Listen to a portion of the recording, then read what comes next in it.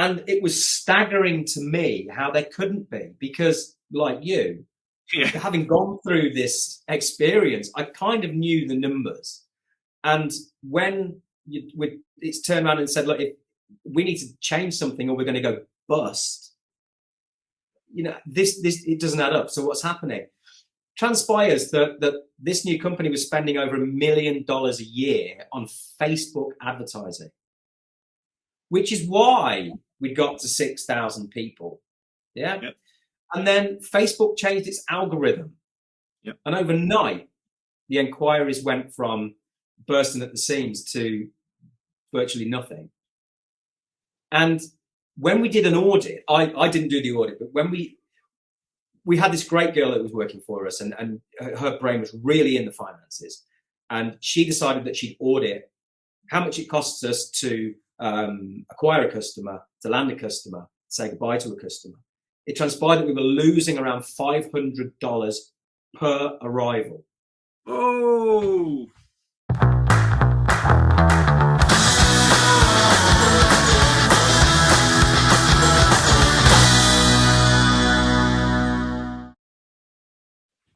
Good morning, Tourpreneur community. We're greatly welcome this morning to welcome Steve Williams of Trunk Travel. Steve, you're based in Thailand? That's correct, Peter. Yeah, it's a pleasure to join you today, and I'm coming to you live from Bangkok. Yeah, so Steve's operation, it's both a tour operator and a DMC, and what Steve is about is creating positive impact in travel through responsible travel. So we're going to get a bit into responsible travel later, but just to give you a background what Steve does at the moment, he does unforgettable journeys for travellers who are looking to enjoy impactful, once-in-a-lifetime experiences through several countries: Thailand, Cambodia, India and Vietnam. Luckily, I've been to all of them, so we can have a bit of a chat about each destination. It's mostly off the beaten track experiences, people who are searching for opportunities to push the boundaries of what they're going to experience in a destination, and they're going to connect with the locals, the real getting in touch with people on the ground. Steve's been about for quite a while. I don't know exactly how long, but he's been in this game well over a decade, maybe over 15 years.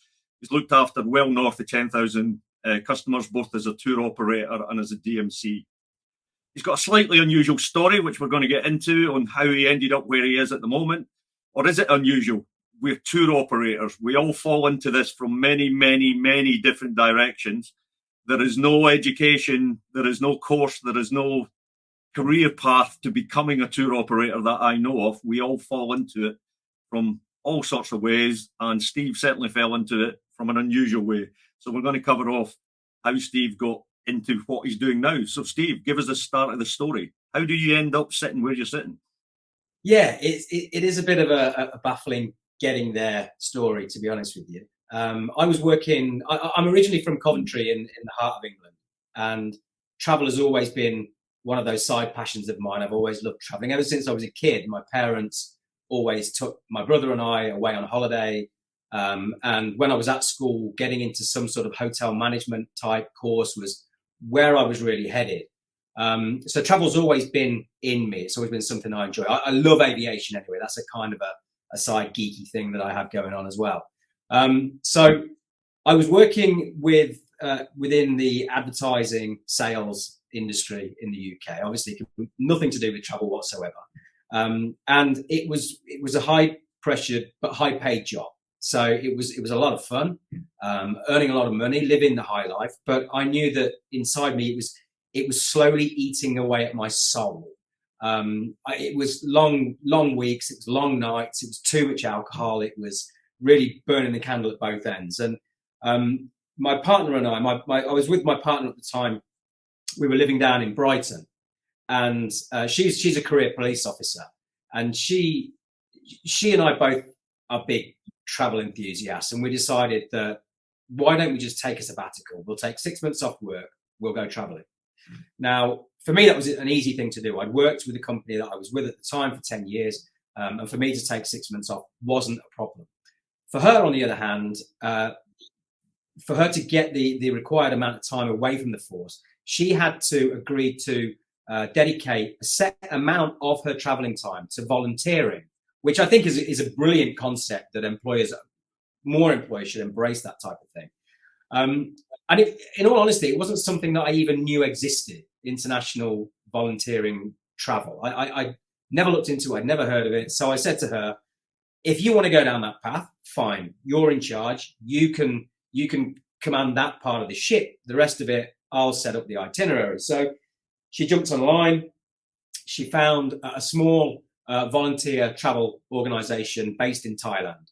And that was going to be the start of our around the world trip, we decided that we'd begin the trip with the volunteering element.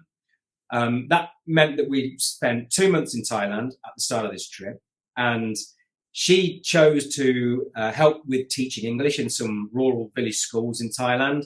And then we were going to work in an orphanage that was actually set up in the wake of the Boxing Day tsunami that happened in Thailand in 2004. So I agreed to go along with her. Teaching wasn't really my thing, so I chose to work with domesticated elephants that were living in rural villages in northeast Thailand. So I spent 4 weeks living in a village with very little going on. There wasn't even a village shop. It was about a 20-minute drive to the local shop. You know, there was one village telephone. There was no ATM. The roads were dirt. And these villagers they farmed rice. That's effectively what they did. The elephants were used as farm machinery. So they would pull the plough through the paddy fields, through the rice fields. And they were treated as one of the family. They were treated as a pet. They'd live in the garden, obviously, and they were exercised regularly. They were fed well. They were looked after. You know, these things are expensive, and to a rural community like that, they need to make sure that their farm machinery is well cared for. And what I was doing was kind of helping with local community projects. So we built a water well for the village community hall. We built some outdoor toilets, like long drops, within the community. We did a lot of farming. We set up some fish ponds where we would encourage the villagers to raise the fish, sell them at market, buy more fish, and have this sustainable kind of income that they wouldn't normally have. And that went really, really well. Long story short, me and the owner of the organization got on really well. We became very good friends. And he knew of my sales background. He was looking for a salesperson, and he knew the impact that what I was doing was having on me. I can point back to several moments whilst I was in this village where something inside me switched, and I went from being this very sort of material focused Brit who wanted the new iPhone, needed to drive a BMW and everything else, to wanting to be a part of this village community, this village life where they had nothing and they wanted for nothing, and yet they were the happiest people on the planet. And so, again, long story short, I spoke to this guy, and he said, look, go and finish your travels. When you're back in the UK, drop me a line. From the UK, you can deal with my inquiries, you can deal with the sales, you can help me build this organization that I started. So I went off on my travels. I got back to the UK. Instantly, I picked up the phone and I called him up and I said, right, I'm ready to go. Let's get started. And I was dealing 100% with the inquiries that were coming into his website. He was just forwarding them on to me. And because most of the inquiries were coming from Brits or Europe or America, I was in a far better position geographically to talk to them. I could call them up in a normal time zone, and we could have a chat about it, and then I could persuade them to come along and join this organization. And that went really well. After about 3 or 4 months, Steve, could I just, because the point you made there, in fact, let's go right back to the beginning. I've been to Coventry. I'm surprised there's not more people joining the travel industry from Coventry, but we'll just ignore that. I now live 6,000 miles away, right? That model you just described there, where obviously you had this great volunteer travel experience, you met an operator, the operator identified your scale, sales and marketing ability and wanted you back in the UK. That may be quite unusual to quite a lot of our listeners. It's not unusual to me, because I've been invited to be that person multiple times by multiple operators in Southeast Asia and India and the Himalayas and various places. but I've never done it, and I've never wanted to just be the salesperson in the UK.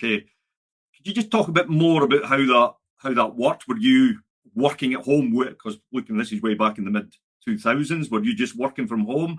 Did you set up an office? Did you have branding in the UK, or was it purely digital with you just answering the emails and the phone calls and the rest of it? It was purely digital, and obviously going back 20 years, the digital wasn't at the level that it's at today. So it was really emails going to his database through his website, and then him forwarding it onto me. We didn't even have an online customer management system or anything like that. He was just forwarding me the emails. He had an inquiry page on his website, so if anybody did submit a telephone number, I'd give them a call and introduce myself and introduce the organisation and give it that more personal touch. So it was all done from my partner's front room in Brighton. And because I knew that at this point, he was only really taking about 120 volunteers a year through his organisation. So sort of 10 a month. And it was peaks and troughs, obviously, with the high and low season.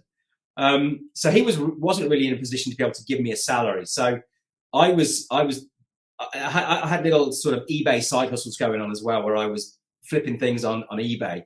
But it was nothing like the salary that I was earning from my previous job. But that didn't, through the effect that I'd had during my time as a volunteer in Thailand, I wasn't bothered. As long as we'd got enough money to pay the bills and feed ourselves, I knew that what I was doing ultimately was leading to something good.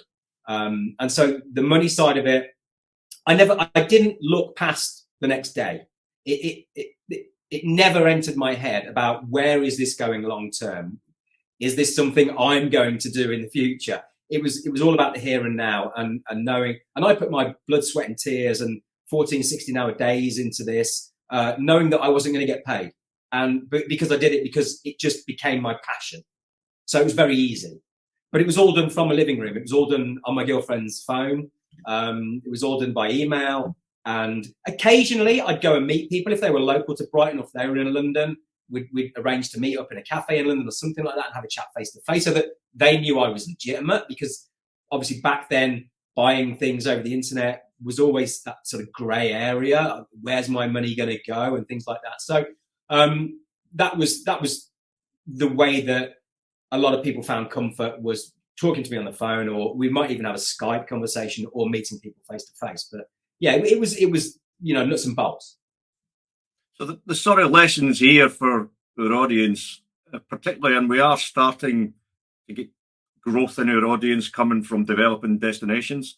So there's quite a lot of African operators joining, quite a lot of Asian operators joining. Obviously, the Europe and USA is still in the majority, but we are starting to get quite a lot of operators joining from these different destinations and developing destinations. The sort of lesson here is quite a simple one, I think, is really pay attention to your customers, because one of your customers could end up being a business partner or a salesperson, because if they're so inspired by what you're doing and the impact you're making, they may actually end up in your business. Absolutely right. You never know who that next email is coming from. It's bizarre. We had Senator McCain's daughter on one of our trips. She did some volunteering, and we didn't know. We just knew that we used to joke that was she from the family that invented the microwave French fry, but it turns out that she was the daughter of Senator John McCain in the USA. So you just don't know. And you're absolutely right. You have to treat everybody like they are going to be your next investor or your next business partner or something like that. Yeah. So once you got kicked off at that, you were living day to day, like inspired day to day. You weren't worried about the financial side of it. That doesn't last forever. That's just human. That's just human. We're human. And either the burn of the excitement and the motivation drops, or the financial necessity kicks in, or a combination of both. So what happened to change? Well, yeah. Now, excuse me. The guy who founded the organisation, his name's Dan. He called me up one day and he said, "Look, you've done really well. I'd grown the company exponentially in terms of bookings. And he said, look, I appreciate I've never paid you any money. Do you want to come over to Thailand? See if you can do it here. I can afford to give you a Thailand equivalent salary. Come here, give it a try, 3 months, come over on a visa and see what you think. And he said, I'll set you up with a small apartment in a little town called Chatham. It's about 2 hours south of Bangkok, which is where he was based. And I obviously jumped at the chance. I had to buy my flight. I had to buy my visa. But he said, when you get here, you can stay with me for the first week. We'll set you up with some digs and everything else. So I said to my partner, look, I'm going to go to Thailand 3 months. And she knew what this meant to me. So there was no stopping me in any way. She was fully behind me. I went out to Thailand, and true to his word, he set me up with a lovely apartment overlooked the beach. And this thing was about equivalent now of about £200 a month. Then it was probably half that. So we were paying nothing. And he paid me then, in today's money, about £500 a month, just in sort of general living costs, which is fine to live on here then. And it went really well, obviously, because we could work together for a certain part of the day. But my day really started about now, which is coming up to, well, it's about 4:30 in the afternoon here. So that's when my day started. When Europe and the UK woke up was when I started work. Prior to that, we'd be having meetings about how we can grow the business and so on and so on. And it was really then getting into the nuts and bolts of the business and finding out how everything works that kind of ignited the entrepreneur side of me. And I wanted to know more about that. And how does this work and how does that work? And so he was drip feeding me information about how he set it up and how it works from that side of thing. And I just found it all very, very fascinating. I grew the business exponentially. So we went from about 120 a year to over 1,000 within about 12 months. And that's because he had a dedicated salesperson who had a passion for selling that product. And so then it was coming towards the end of the 3 months. Steve, could I just jump in there again? I've got a bad habit of jumping in, sorry. But when I hear things that are relevant for our audience, I really want to ram the point home. You know what I'm like. One of the things we get from the audience all the time is we haven't, because they're small and they're growing and they're not producing enough income to get a salesperson or get the marketing paid.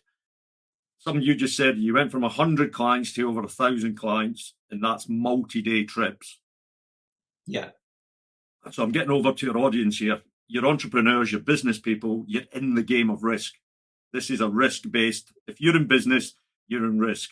A lot, from my impression from meeting literally now thousands of operators, be it digitally or face-to-face, surprisingly, a lot of them are quite risk-averse. And I've never been able to build a business by being risk-averse. And that move of hiring a salesperson, this guy was lucky enough to get you who worked for nothing for a certain period of time. But even if you finance, borrowed, and scrape the money together, if you get the right person, they're going to grow your business way more than what they're costing your business rapidly. And so many operators don't have that dedicated, and it can be marketing or sales, or it can be a combination of both. Invariably, it is a combination of both there. But that individual can really launch your business, because a lot of community, as you know, are not salespeople or not marketing people, and they have no ambition to be sales or marketing people because they love the experiences, they love delivering, they love guiding.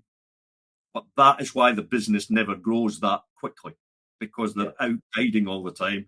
So I'm just trying to get across to the community here is like, it's big boys games, big girls games. You're in business, risk has to be taken, and there is no better risk than employing sales and marketing. Sorry for. I couldn't agree more. I think it's Dan fell very lucky with me, and I'm not trying to blow my own trumpet, but I had a checkable history in sales, successful sales, and I absolutely fell in love with what his goals were, what his ethos was. it just sat right with me. I was probably one of 1,000 that had gone through his organization before he found me. And yeah, entrepreneurship, having your own business it's risk every single minute of every single day.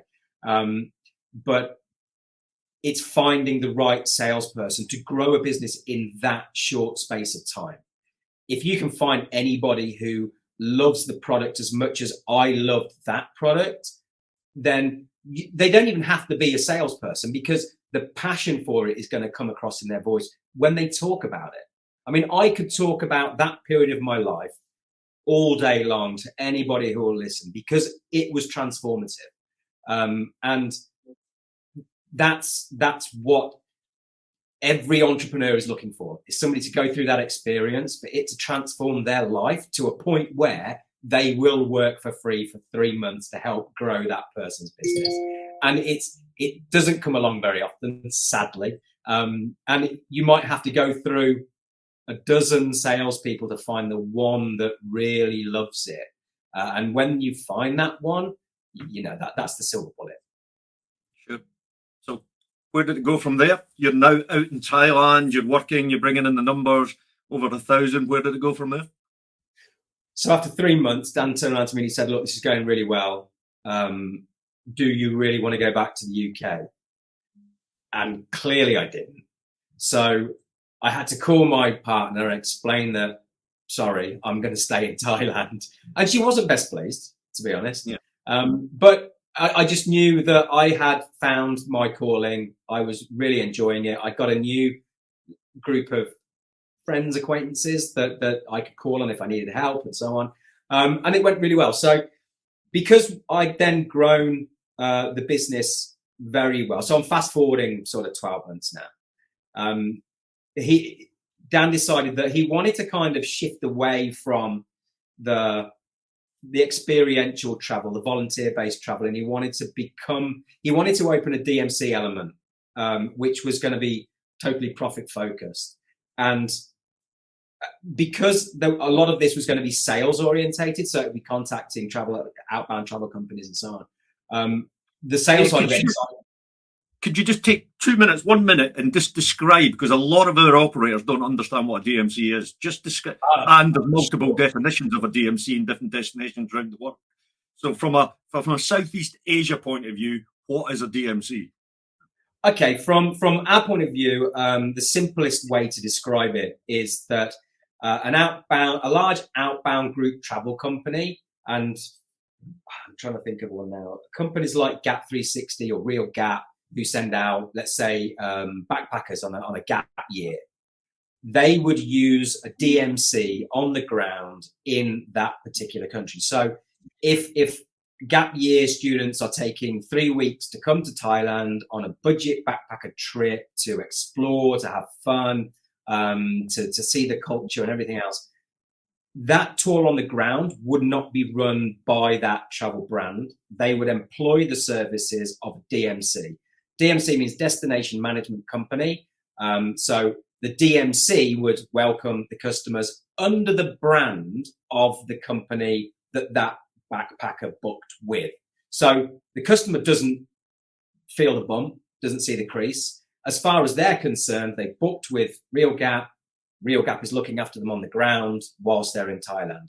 But that's not always the case. So big companies like G Adventures, Intrepid, Explore, all of those big brands, they do this. It's a model that works. We're the experts on the ground. And so they just use our expertise to help manage in areas where they might not have their own ground teams. Does that answer it? Yeah, no, for sure. That's exactly correct. But there is another model just for operators, for people looking to develop outbound multi-day, where you're taking clients from your destination to other destinations. The way Steve just described it is the most common way, and it's probably the easiest way. And contracting a DMC who's got experience on the ground, it probably is the easiest way. Because I'm relatively stupid and I've done a lot of daft things, I always did it the hard way. I didn't use DMCs, and I would go to the destination and I would work with operators. Then I would contract direct to the operator on the ground, missing out the DMC. Both have pros and negatives on them. My route of doing it was more costly. to set it up, but then probably was less costly going forward. Yeah. And plus, I enjoyed the travel, so that was one of the other reasons doing it. If you're new to outbounding or you're just starting to get into outbounding, I would recommend going through a DMC because they will save you so much pain. Agreed. So carry on. Yep. So Dan decided that he wanted to go down that route. He wanted to still have the volunteering experiences, but also he wanted to branch out and become a DMC. And so the sales side of it excited me. I've always liked B2B sales anyway. So I helped him then get some new contracts. And mentioning RealGap, that was one of the contracts. So the company then kind of grew sort of 100% overnight. Once RealGap decided, they'd like to send their backpackers through this DMC, the company went from 1,000 to almost 2,500 customers over a 12-month period. So the company just ballooned and it exploded. And so because of that, I then had to move from my little apartment in Chatham into Bangkok, because in Thailand, if you need to get things done and you need to get them done quickly, you have to be in Bangkok. To be in the sticks means you have a lot of commuting, and Bangkok's synonymous for a lot of things, and traffic's one of them. So I decided that I would move up to Bangkok, help set up an office based there, employ more people, and obviously set things up in line with the growth that the company was experiencing. So that's what I did then that was about a 12-month period that I was kind of going through those motions. Dan eventually moved up to Bangkok, and everything was centralized in one office. But then during this period, it dawned on me that I'm going down a route that wasn't the reason that I moved to Bangkok. My heart, my passion lay in the experiential travel, in working with rural communities and helping the elephants and helping supply volunteers for childcare and teaching English in rural places. And so after a while, I decided to split with Dan and his company and set up my own, where I kind of... Which year was this, Steve? This was, goodness me, 2012. Okay. That I decided to go out and do it all on my own. During this period, I've been fortunate enough to have built a professional and reliable name for myself, reputation. So I could make the switch quite easily. I got the contacts. I knew what I was doing. I'd been doing the operations anyway. So it was an easy transition for me to go from being an employee to starting up a company all on my own. The timing couldn't have been any worse, because I just got married. We just had a baby, and we just moved into a new house and signed the mortgage. So timing wise, it was about as bad as it gets. But in a way, that kind of was the driving force. I knew that I had to be working 12, 14, 16 hours a day. And I was bootstrapping the whole thing. I had zero investment. I had zero loans. It was all from my own savings. But that just kept me focused. I was hungry. I needed to be hungry. And so I went after it.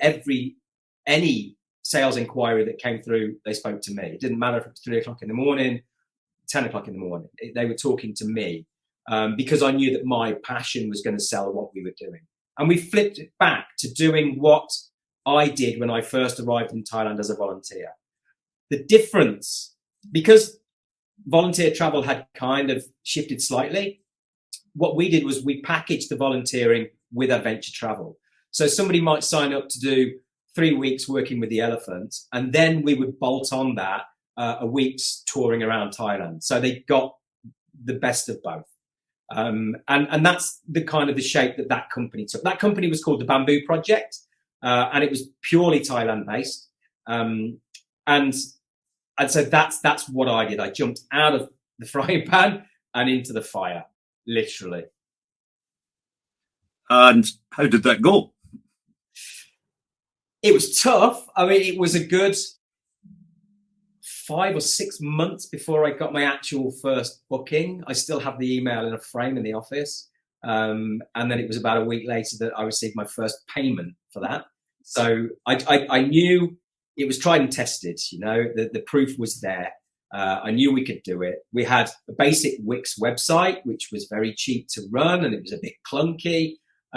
But my name was becoming more known in those circles. So I was getting contacted by my contacts. We have these two friends who want to go and do this. And so I kind of just tailored what we were doing. We did have our sort of off the peg products that people could just buy, but we were also doing a little bit of FIT stuff as well because we needed to. We needed the income. Were you doing B2C and B2B at this time? We were doing purely B2C. Purely B2C. Yeah, because we knew the lead time on B2B was going to be a good 6, 8, 10 months where we needed bookings now. So I got a team of people on the ground here who came with me. They left the organization that I was working for and they decided they want to come with me. And I explained I couldn't pay them a salary. They would be paid when they worked. And so they understood it and they got it and they were very loyal to me, which was amazing. And so, the Bamboo Project, we then started looking at platforms, things like Tourradar and Go Overseas and Go Abroad. So we were selling our products on there and that started to trickle in a few bookings as well. So the company was growing. The money wasn't enough for a living, but it was coming in so that I could pay the overheads and I could keep the business running. And then I realized that what I need to be doing is running this as a DMC. So getting companies like Global Volunteer Network, like IVHQ, who were volunteer travel companies that would use a DMC. So their clients would arrive on the ground under the IVHQ logo, for example, and our team would be wearing an IVHQ logo. And so just like with the package trips, it's the same thing, but with volunteering. And so that started to build momentum. That started to go really well. And we were working with an organization called Global Volunteer Network. They're New Zealand based, and they were one of the founders of volunteer travel. And they sent two people over. One of them was the founder, a guy called Colin. And he came over and he met myself and my marketing director, a guy called Mark. And we took him off to one of the locations where we worked with the elephants and where we did the English teaching. And he spent a few days there getting muddy and enjoying himself with the elephants and just to experience what his volunteers were experiencing. He then went back to New Zealand, and about 2 weeks later, he called me up and he said, "Steve, how do you feel about joining forces and us having everything?" So we would be the marketing company, we'd be the sales company, and we would be the operations company. And everything would come into us under a new brand that we would create. And without going into the finances of everything else, my naivety agreed that this was a really good idea. He had a 20-year history in this, and he was sending 3,000, 4,000, 5,000 volunteers globally. And I knew from checking out his company over a long period of time that they had a very good reputation. That they were solid, and I just thought, as a startup, 18 months in, for a big brand to come in and say, "I want to merge. I don't want to buy your company. I don't want to take you over. I want us to merge and create the mother of all volunteering experience travel companies." And I just thought, this is where we could go places. This is where we could do so much good for so many communities on the ground that I'd be stupid to say no. And it was that naivety. Can I just ask a question? This merging, you mentioned, created a new company. So that was separate from this existing big volunteer company. So it's a new legal entity. Yeah. They owned X percentage and you owned 50-50. So 50-50 on a brand new company, though, not anything correct. To do with. Yeah. So his company dissolved. The company I set up dissolved, and we formed a brand new company. And then we were at 50-50. Actually, there was three of us at that time. My marketing director came in as well. So there were three direct. Sorry, he dissolved his old company, the main company? Yeah, that is no more. Yeah, why did he dissolve? I think, in all honesty, I don't know, but I think he thought, and I'm. This is my opinion. I think he thought he'd taken it as far as he could, and wanted a fresher approach. Travel was at a time where it was kind of going through the technological changes. His website was very 1980s when he started it, and I think he saw this as a clean slate to become modern and to become fun, and to build a community. He has 600,000 likes on Facebook. It was a big concern. So I could go from having 3,000 likes on Facebook to 600,000 likes on Facebook. And I just, in my head, we could do so much good in these rural communities, help so many more people, help so many more elephants. And I didn't do my due diligence to the nth degree, which is, I've paid for that in the long term. Anyway, we started off together really well. And we started off doing experiential tours, which was what I was saying before, with the volunteering and then tagging on an adventure trip at the end of it. And that went really well. And then it was decided that we kind of split these products into an 18 to 49-year-old bracket and a 50 plus. And then this is where the marketing kind of took over, and it because marketing's never been my thing. I'm seriously scared of technology. I just kind of trusted that these two, who had the marketing nous and the experience, they would know how to do it and what to do and where to do it. And so I left them to it. Whereas I was more operations and sales. When the inquiries would come in, I'd deal with that. I'm making sure that there are square pegs and square holes on the ground, which is what I loved. I've always kind of been a problem solver, I guess. But what I didn't realize was the amount of money the company was spending on marketing. And when it was revealed to me where how things were going financially, that's when the cracks started to appear in the relationship between the directors. How long did that take? It was about 18 months in, and it was about 2 years that the big split happened. And what was the scale of the new company at that? What were you dealing with customer-wise at that point? At our peak, we probably landed about 6,000 customers in 4 countries, which was India, Thailand, Vietnam, and Cambodia.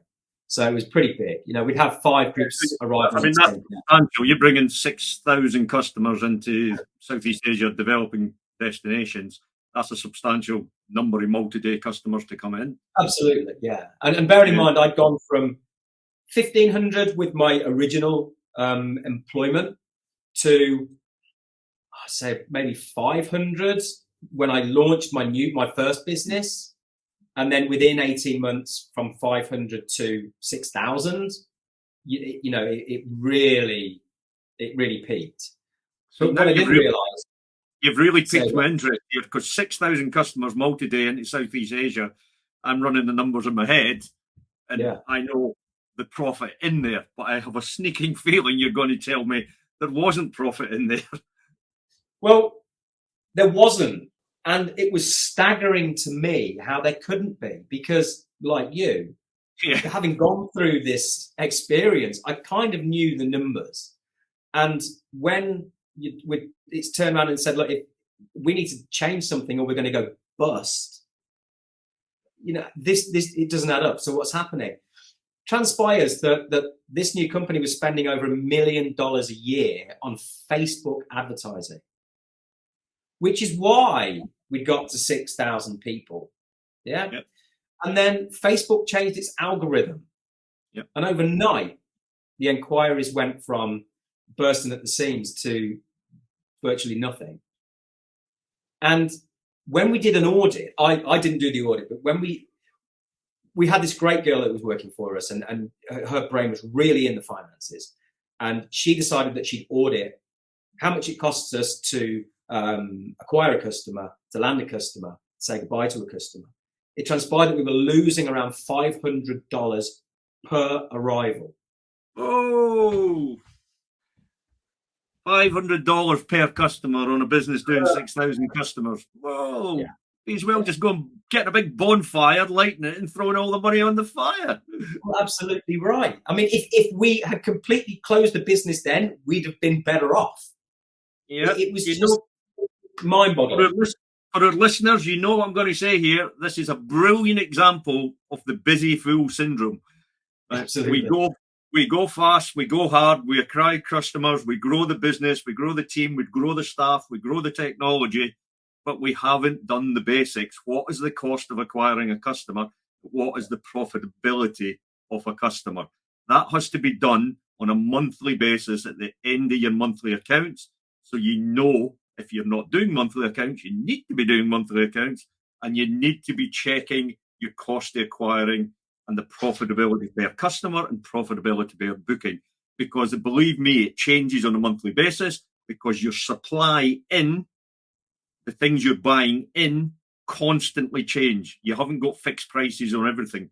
Fuel changes, electricity changes, some of your staffing changes, everything changes on a regular basis. So your cost of acquiring changes, and obviously your marketing cost, which that is a substantial tour operator budget for Facebook ads. $1 million a year is a lot. And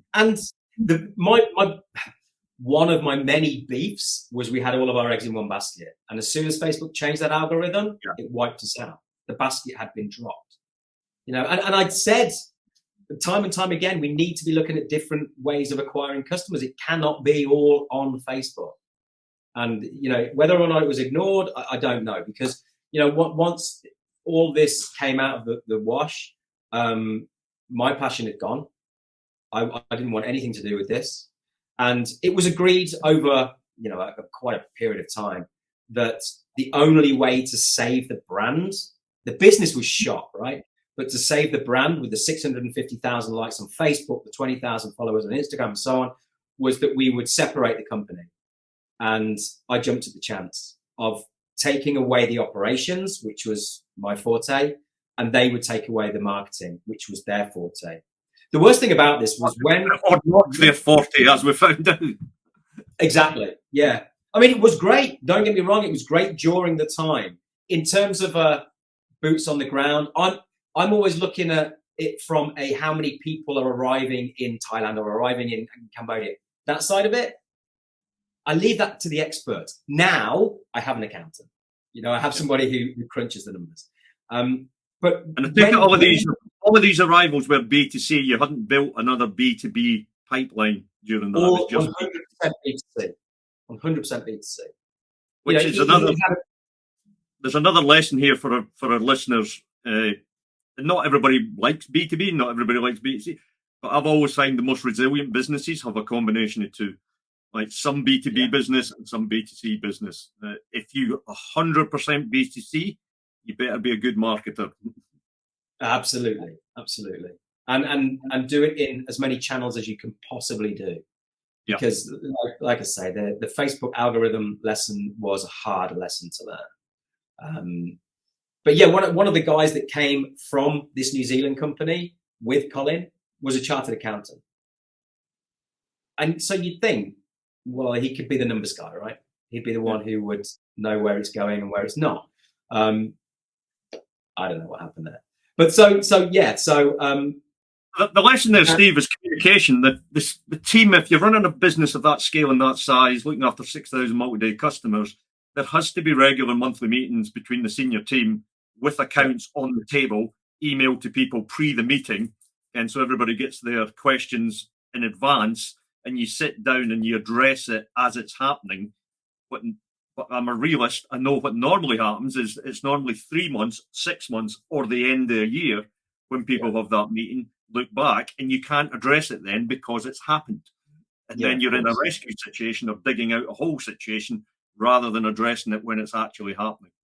Yeah, we had one of those meetings, and that was towards the beginning of the partnership. So it really didn't have any impact. There was nothing really to say, so it was a bit pointless. But then I think it was a case of either too afraid to bring it to the table, or didn't quite understand the situation the business was in, so couldn't therefore print a report on it.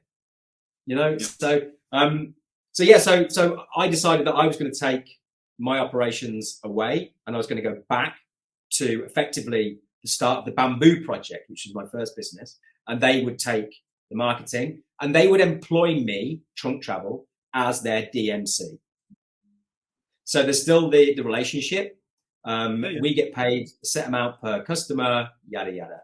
And then I had to go back to rebuilding relationships with new suppliers, whether it's B2C or B2B. And like you quite rightly say, I think to have a combination of the two is key. Unless what date did this happen? When did you start Trunk Travel? So the split kind of came about in November 2019. And then I officially launched Trunk Travel at the end of February, beginning of March 2020. Oh, was that not when COVID started? Yeah. Nice one. Yeah. Again, timing, you see. I started business when we're married, have a baby and a mortgage, start my next business. So if anybody wants a business partner, don't come to me. But, that kind of, the dip gave me an opportunity to get all my ducks in a row and forced us to look at different avenues of revenue. Because obviously we weren't going to be relying on boots on the ground. That simply wasn't going to happen. So it forced us to look at different avenues, and we did that quite successfully. And then again, because of the reputation that I had in the industry, I think we've been going about 2 weeks. I got a call from a company that are based in New Zealand and the States, and they said, yeah, COVID, but we know we can send people to Thailand. Can you take a group through Thailand for 10 weeks during COVID? They know they've got to quarantine for 2 weeks, but we've been told that you can handle it. And so we had 4 groups in 2020 that came with us through COVID. And our team had to navigate those waters. And there were interprovincial lockdowns happening all the time with no notice. And so our team were working 24/7 for 10 weeks, but we were paid quite well for doing it. So that kind of kept us going. And then another pivot was to enter Thailand. You had to jump through so many hoops. Visas, the certificate of entry, which then became the Thailand pass. You had to book into certain hotels for quarantine. We decided that we could do that and we could monetize that. And that became very profitable for us. Again, it was hard work and we only had a small team at the time. But it proved to be a blessing. And it also gave me the opportunity to network properly because I wasn't confined to my desk. I could be contacting other tour operators, new vendors, new partners, because we were still going and we had customers in country. People were coming to me saying, how are you doing this? How do you have customers in country?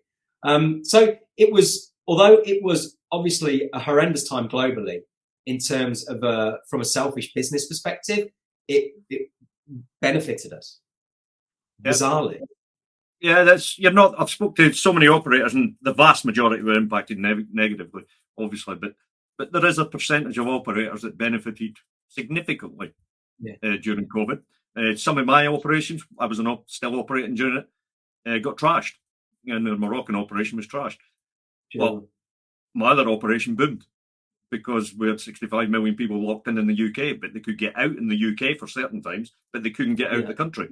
So there was winners and losers in COVID, and there still is. There is this thing that there's an assumption that COVID's away, and it's still having impact in so many destinations around the world. Not so much Europe, not so much the US. Some of the South American destinations haven't recovered. Certainly the Caribbean destinations haven't recovered. I know Asia as a whole hasn't recovered to anywhere near the numbers it was doing previously. So COVID still has a big legacy hangover for certain destinations. Absolutely. So that's my story. It's been a graft, but I wouldn't change it for the world. And I think in terms of lessons, I absolutely, to this day, I still look back and remember my time as a volunteer and how it completely transformed my life. And that is what gave me the passion and the impetus to take the risks and to gamble with everything. You know, if everything went wrong for me in Thailand, I'd have to leave my family behind. It's not a case of just moving on to the next business idea. I'd have to leave my family behind. My visa is dependent on this and everything else. So take the risks. We're in the business of risk, and you have to just grab it with both hands and treat it as part of your business. And looking forward, obviously, I know Asia's still suffering, but we are open again. Thailand's open again. People are starting to come back. What's your view on there's an economic crisis in the world coming. It's already here, but it's coming worse. What's your view going forward? So in the last 6 months, I've signed MOUs with 7 new suppliers for 2023 and onwards. We're getting an insane amount of inquiries now for FIT stuff, which is kind of new for us. Previously, it's always been groups, private groups, and sort of join-in groups. Now we're getting a lot of FIT stuff, so that's like independent travel, small families, and MICE as well. As people because they know that we're still going and that we've been around. A lot of MICE inquiries as well. So we're developing all of these new areas of the business. So it's looking really good. We are in the middle of that credit crunch right now, which we knew was coming, but looking forward to Q1 of 2023. I'm mildly excited about what's going to happen from Jan 1. Has COVID taken out quite a bit of your competition who haven't returned since the country opened up again? Or has Yeah, I do. I mean, 8 million people were directly affected by the tourism closures in Thailand. And a lot of that were the smaller independent operators. And it was just by the grace of God that we kept going. You know, we were in the right place at the right time. And so from being a very small fish in a massive pond, that pond has reduced significantly and we've grown a little bit. So that gives us a bigger opportunity. And like I say, you know, I used the opportunity to make more contacts, and a lot of other tour operators who haven't been able to employ new staff to replace those they had to get rid of are sending us inquiries. You know, they're complaining that they don't have the manpower and bandwidth to deal with this. Steve, you know, if you give me a bit of a kickback on a commission, can you take this on? And we'd be glad to. Yep, obviously. Yep. It's a thing when you come out of a disaster like that and a lot of the supplies going, it does give you a unique opportunity to win market share that would have been much harder to win if things had been great. And that's just the reality of business. Yeah. If you're the last man standing and the last operator standing, you end up winning. Obviously, there's a lot of operators still standing, but I did think from my own contacts that a lot of people had gone out of business and they're not opening up again. It's gone. That's right. I mean, the big boys are still here, but you know, to be rubbing shoulders with them now, it's a pat on the back for everybody in the team who stuck with us. We had to reduce salaries, we had to reduce working hours. We went through all the working from home thing. It was purgatory for everybody, but they stuck with it, and they could see that we're still going. And so they put their faith in us, and you know we'll be forever thankful for that. So yeah, I think from 2023 is looking exciting. What's your biggest challenges? Obviously, you're exciting going forward. Good place. Hopefully, the world doesn't go as mad as it could, and a lot more people to go back to Southeast Asia. It's going to always be a draw, so the numbers will increase. They will get back up. I'm not saying they'll get back to where they were quickly, but they will get back up. It's always going to be a draw. What do you foresee as the challenges for you going forward? Infrastructure is an issue right now, and me being a complete technophobe, I I'm kind of stuck. I mean, I'm between the rock and the hard place at the moment because I need to deal with the inquiries that we're getting. That's where my skills are, which means it's taking me away from building the infrastructure for the website, which means people are going to the website and it's not as good as it should be, which gives off a kind of a slightly worrying brand image. And this credit crunch that we're going through. Infrastructure, tech, and credit crunch. I think it's going to be one of those things. It's always going to be with every operator from here till eternity. But yeah, those right now are my three big. I'm not worried about the inquiries. I'm not worried about the business coming in because that's working. It's making sure everything's in place is my biggest concern right now. Yeah, I think I've yet to speak to an operator who's not got questions or concerns about technology of one sort, whether it's the website, whether it's booking systems, whether it's marketing systems. It's rare you find an operator that is totally happy with that setup. And it's also quite rare at the moment to find an operator who's totally happy with credit and money and cash flow at the moment as well. Hopefully that will be addressed over the next 18 months as people start getting back on their feet and start to produce good money again. So that was super, super interesting. Steve, thanks very much for going through that. You've had a hell of a journey. You're very welcome. You know, but it's not huge lessons. I wouldn't change it one bit. Like you say, huge lessons. And like you said at the start, I didn't go to school to learn this. I learned on the job. I did my apprenticeship, and then I've kind of worked my way up, making mistakes. And we make mistakes every single day, and I don't care because we learn from them. And that's the approach we have to take. And that goes to our community. The reason we're here, people like Steve, who've been about a while, I've been about a while, we've made so many mistakes that we're letting the community know about all of these mistakes. That's the purpose, so people in the community can learn quicker than we had to do when we dropped into this industry. And we had to go through the learning journey, which was long and mistake-ridden, and spending a lot of cash and losing a lot of cash and all sorts of painful things.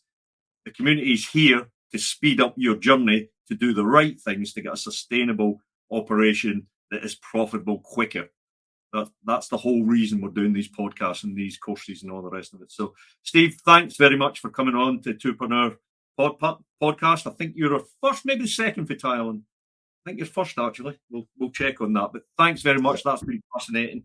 Very welcome. If I'm back out in Thailand, which no doubt I will be certainly coming to see you.